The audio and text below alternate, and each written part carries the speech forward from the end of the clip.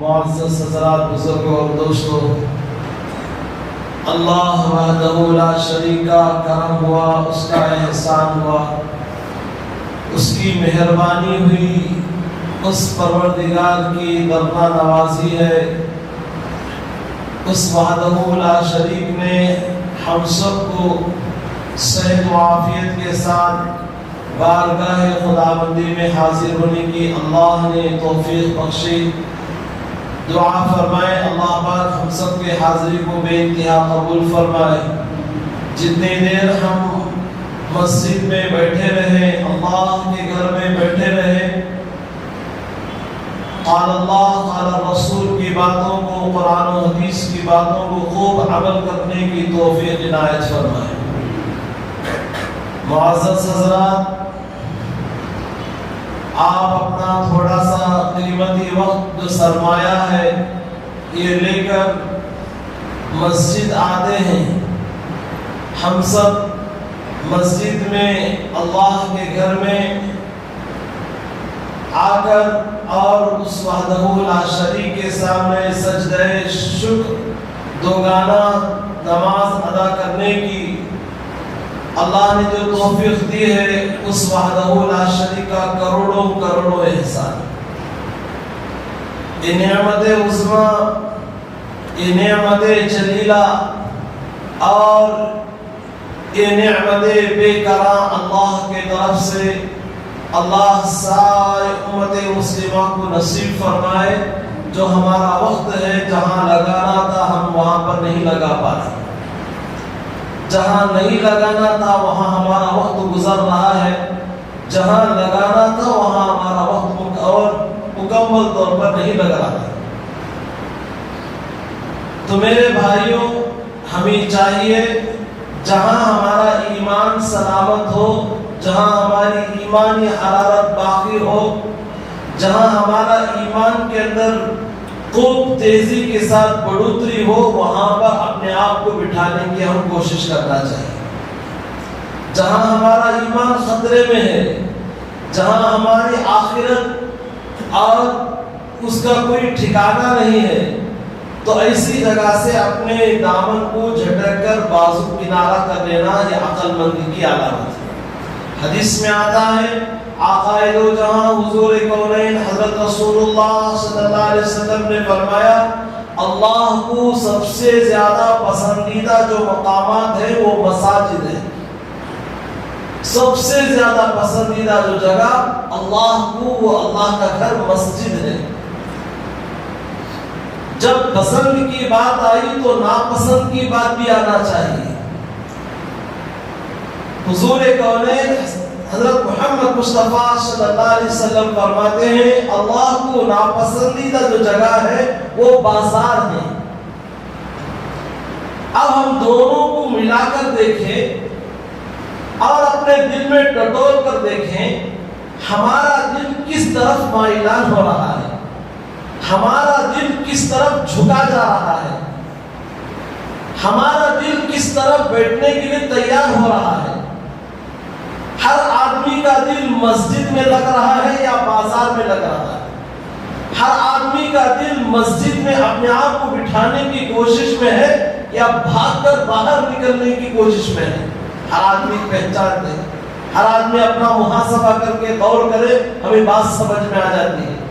اسی لیے دین کی مجالس میں جہاں قال اللہ قال رسول کا تذکرہ ہوتا ہو، دعوت کی جہاں محفل لگتی ہو، جہاں اور آخرت کی اور ہم سب کی قبر حشر کی جو فکر کی جہاں مجلسیں ہوتی ہو، ان مجلسوں میں اپنے آپ کو بٹھانا چاہیے۔ اللہ کے مخلوقات میں سے ایک مخلوق نوری مخلوق ہے جسے فرشتے کہتے ہیں۔ اللہ کے اور پسندیدہ، اللہ کے محبوب جو مخلوقات میں سے ایک مخلوق ہے، ایک انسان ہے، ایک فرشتے ہیں، دوسرے جنات ہے، تیسرے عام مخلوقات ہے جسے چرند پرند جانور وغیرہ جو کہا جاتا ہے وہ تمام مخلوق ہے۔ ان تمام مخلوقات میں اشرف المخلوقات اللہ نے مجھے اور آپ کو بنایا ہے۔ اب ان میں سے جو اللہ نے جنہیں نور سے بنایا ہے فرشتے ہیں، ان کا کام ہی یہی ہے کہ دنیا میں چلتے پھرتے ہیں، وہ تلاش کرتے رہتے ہیں جہاں اللہ کا ذکر ہوتا ہے، جہاں حضرت رسول اللہ صلی اللہ علیہ وسلم کا تذکرہ ہوتا ہے، اور وہاں پر امت کی اصلاح کی باتیں ہوتی ہیں، جہاں دعوت کی فضائیں چل رہی ہیں، نورانی مجلسیں ہوتی ہیں، جہاں تأمرون بالمعروف وتنہون عن المنکر وتؤمنون باللہ کا سبق پڑھا جا رہا ہو، ایسی جگہ وہ فرشتے اپنے آپ کو اس کو سمیٹ لیتے ہیں، وہاں پر بیٹھ جاتے ہیں، یہاں تک کہ وہ خطاب لگاتے لگاتے آسمان تک چلے جاتے ہیں۔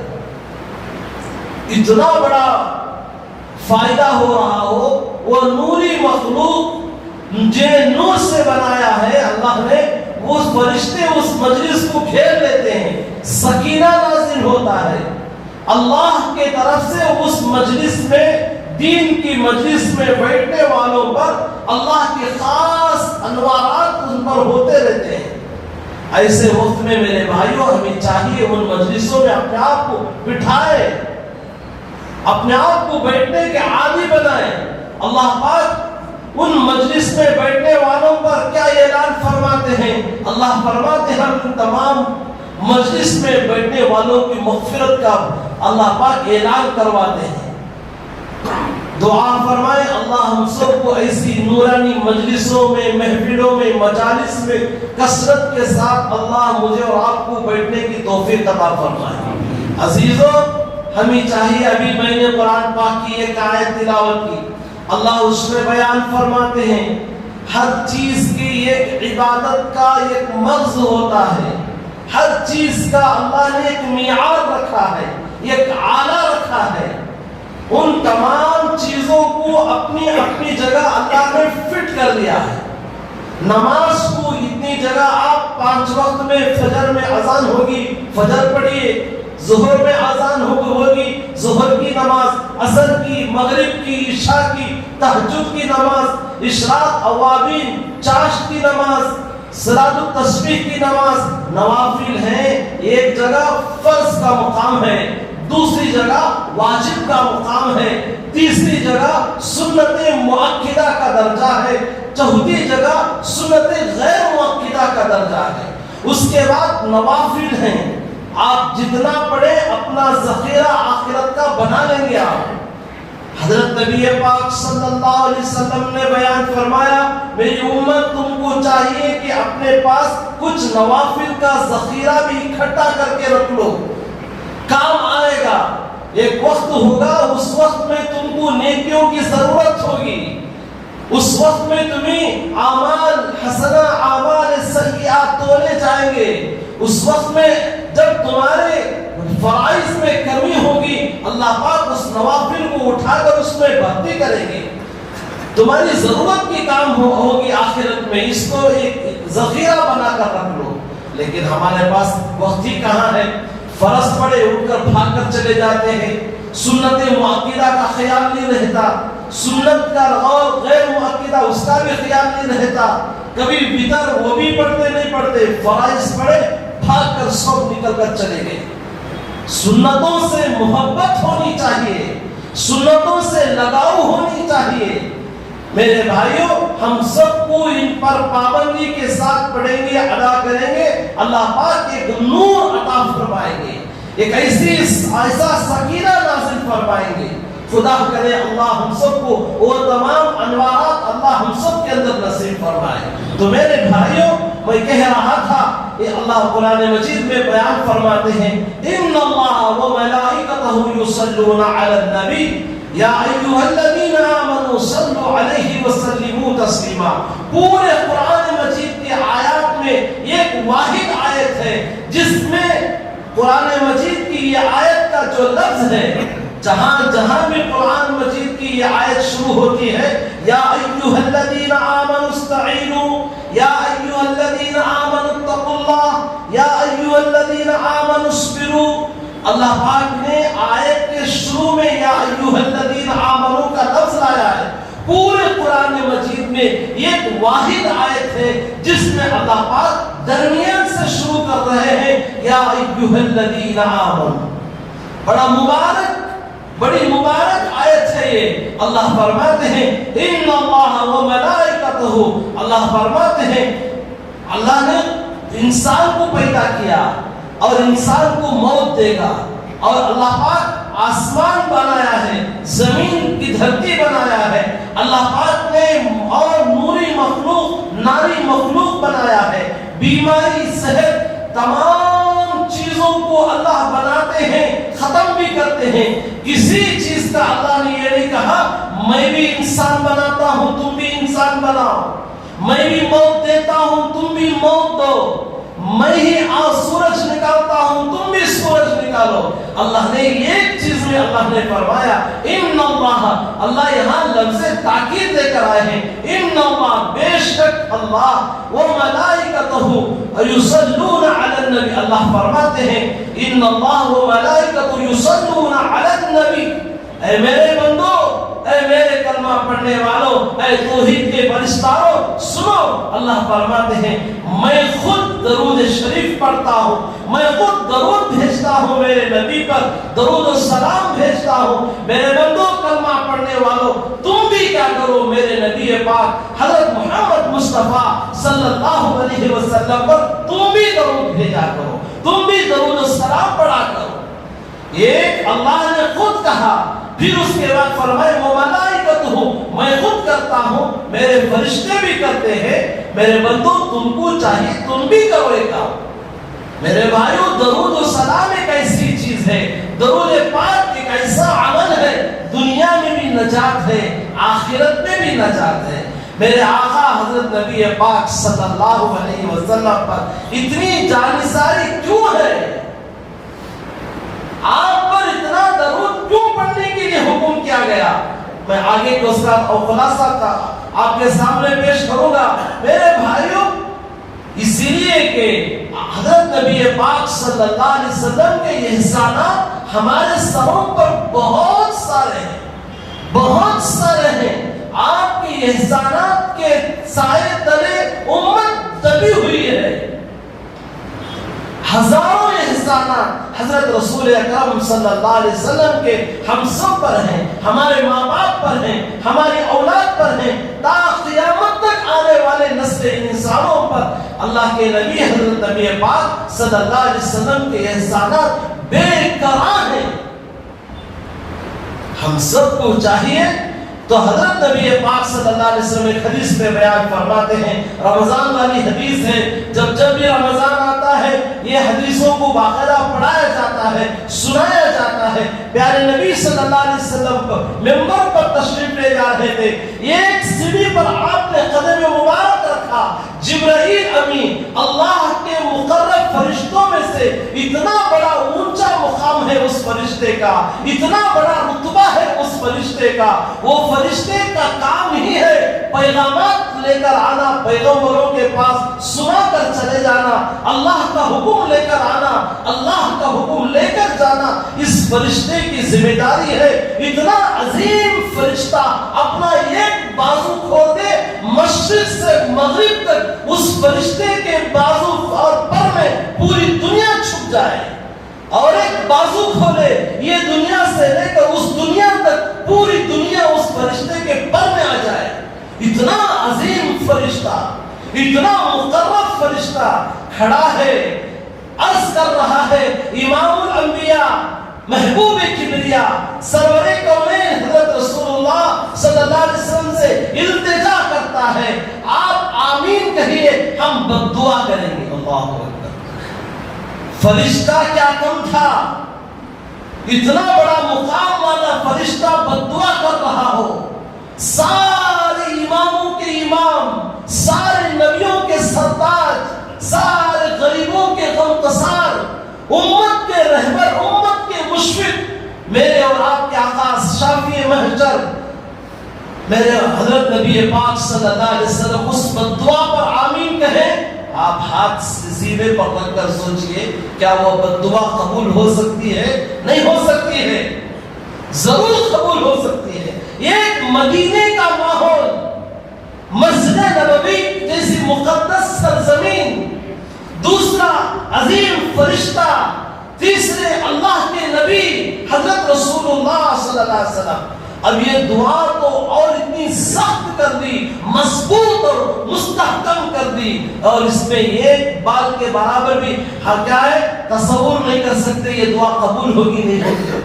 میرے بھائیو اس وقت میں جبرائیل امین کہتا ہے ہلاک و برباد ہو جا وہ شخص جس کے سامنے حضرت رسول اللہ صلی اللہ علیہ وسلم کا تذکرہ مبارک ہو، آپ کا نام نامی اس میں گرامی ہو، لوگ خاموش رہیں، لوگ چپ چاپ بیٹھے رہیں، لوگ درود شریف کے لیے اپنے لبوں کو حرکت بھی نہ دیں، تو میرے بھائیو یہ اس کے لیے ہلاکت و بربادی کی بددعا کہتی ہے، مانگی گئی ہے۔ اسی لیے ہمیں چاہیے حضرت نبی پاک صلی اللہ علیہ وسلم کی ذات مبارکہ پر ہم کثرت کے ساتھ درود شریف پڑھنے والے بنے۔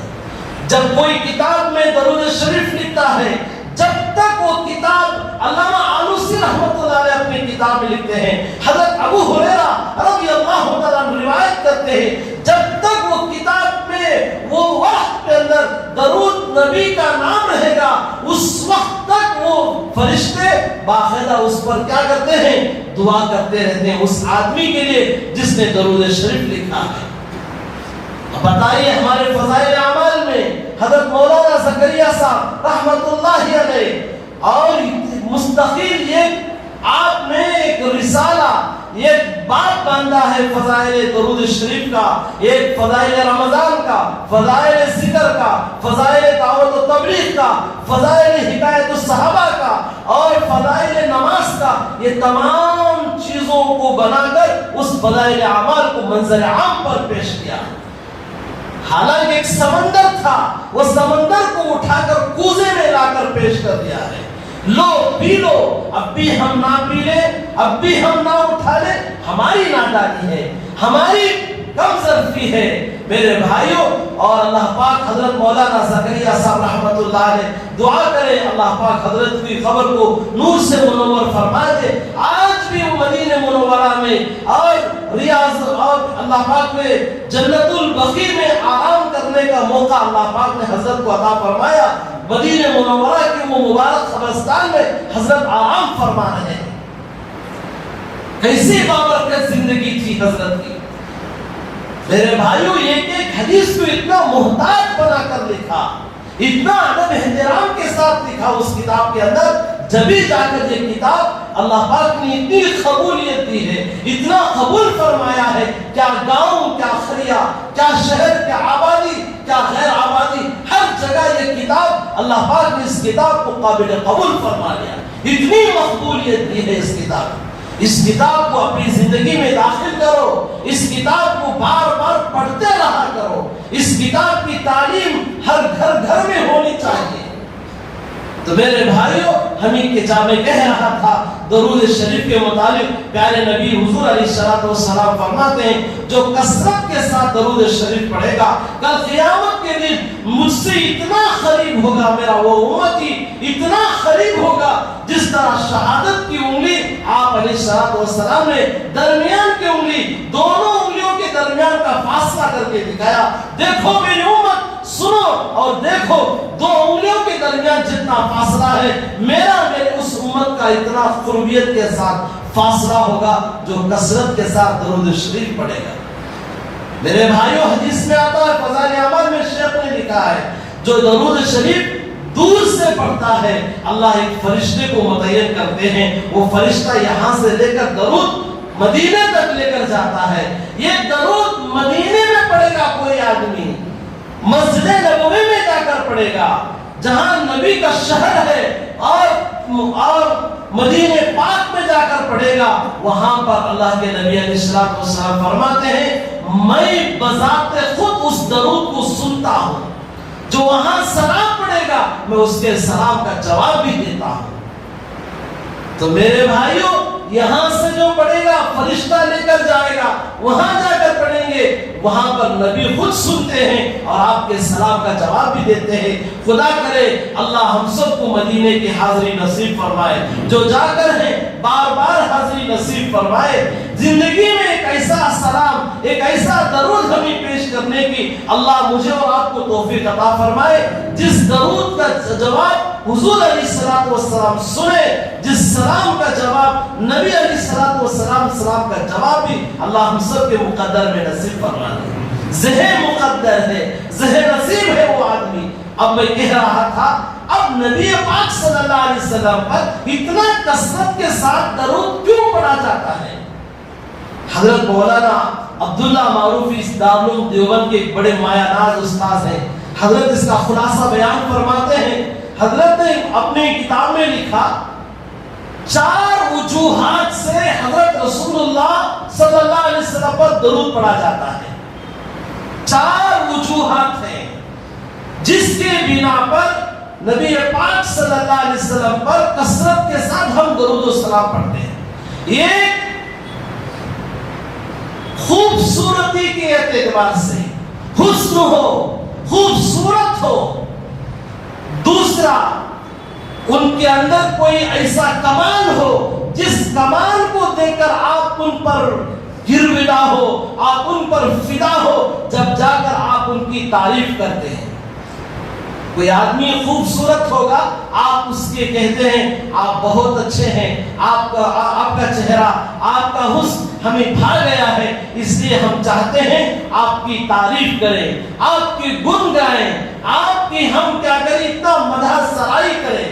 میرے بھائیوں، جب سے دنیا اور اس کے بعد حضرت رسول اللہ صلی اللہ علیہ وسلم دنیا میں تشریف لائے، اس وقت سے لے کر آج تک لاکھوں میں اربوں کھربوں شعراء آتے گئے، نعتیں اور نعت خوان آتے گئے، نعتیں لکھتے گئے، پڑھتے گئے۔ میرے بھائیوں، تا قیامت تک لکھتے رہیں گے، پڑھتے رہیں گے، لیکن میرے بھائیوں کوئی تھکے گا نہیں، کوئی بس نہیں کر لے گا۔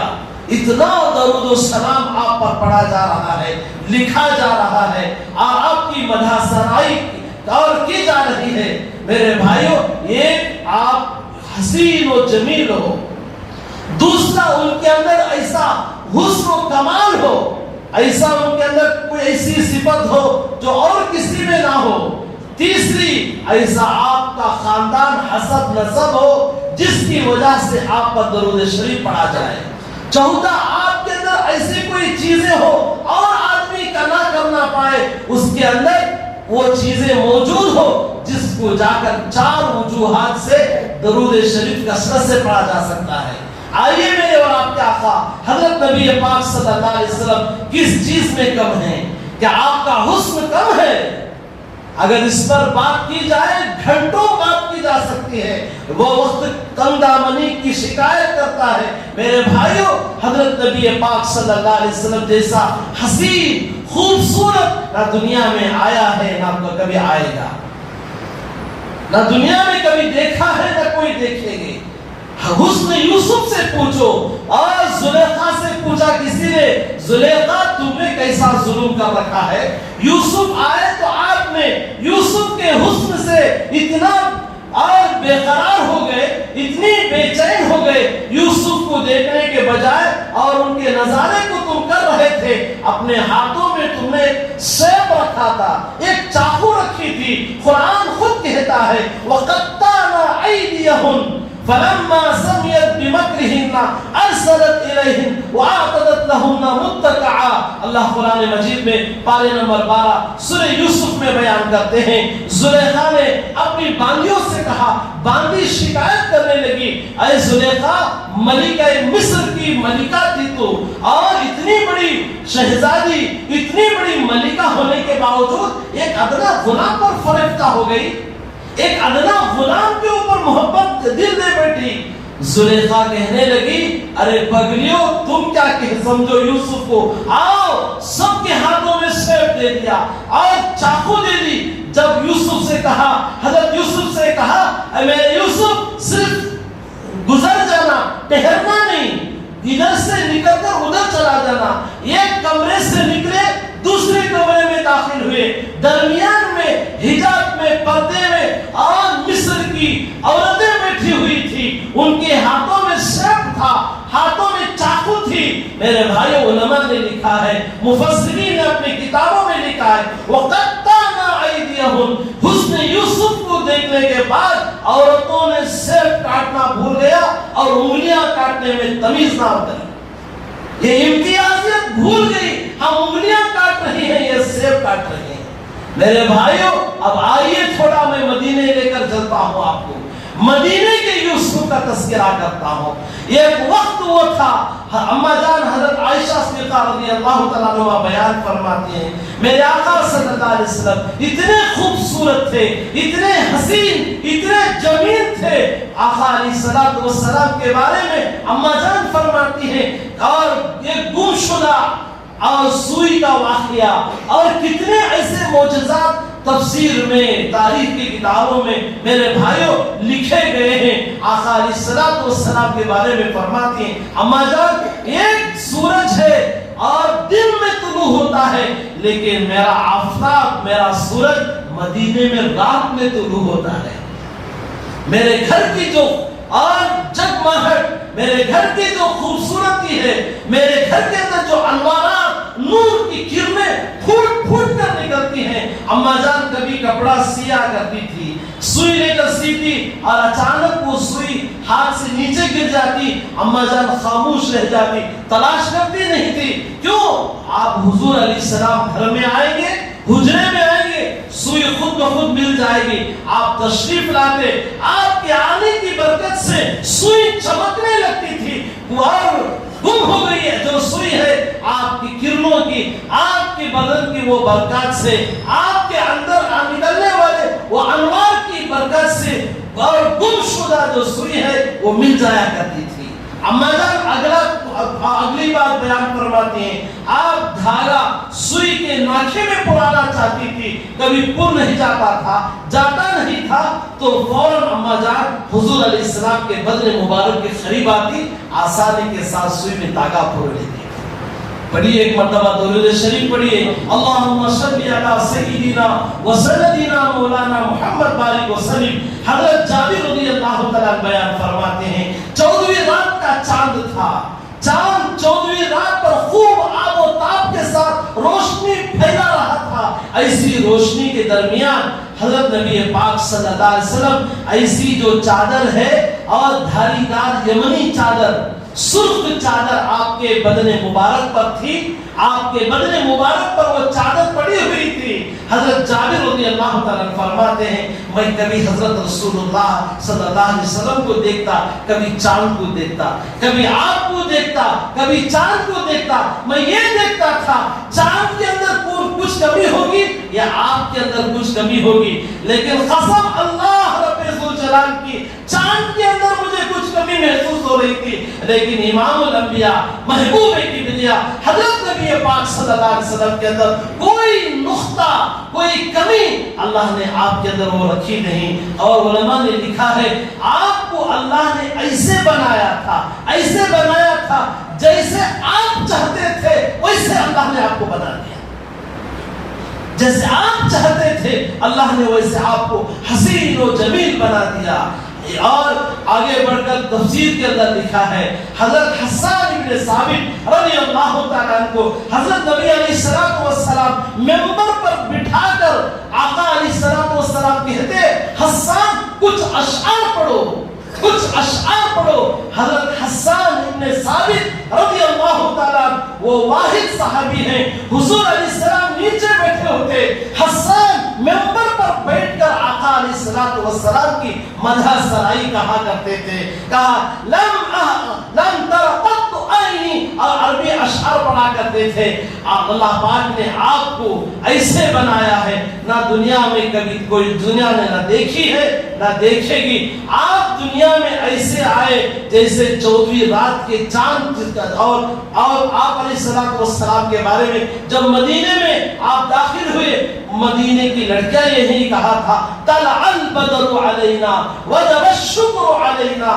بدر کا 14ویں رات کا چاند مدینے میں آیا, اور ہم سب پر ضروری ہے, واجب ہے کہ آپ کے ہم مدح سرائی کریں, ہم آپ کی تعریف بیان کریں. میرے بھائیوں, کہاں تک کہا جائے اللہ کے نبی علیہ السلام کی خوبصورت صورت حسن ہونے کی وجہ سے آپ پر کثرت کے ساتھ درود شریف پڑھے. اس کے بعد بقیہ اور 3 چیزیں ہیں اگلے جمعہ لے کر آئیں گے. ہم سب پر چاہیے ہم کثرت کے ساتھ حضرت نبی پاک صلی اللہ علیہ وسلم پر درود سلام پڑھیں, کثرت کے ساتھ آپ پر درود پڑھیں. میں اکثر ہمارا معمول ہے, میں 10 اور 12-13 سال سے میرے بھائیوں عصر کے بعد میں ایک درود شریف کا ورد سناتا ہوں. ہمارے مدرسے میں بھی وہ معمول تھا اور سالوں سال تک وہ معمول مدرسے میں بھی رہا, آج بھی ہے. میرے بھائیوں یہ درود شریف آپ کثرت کے ساتھ عصر کے بعد ایک درود ہے.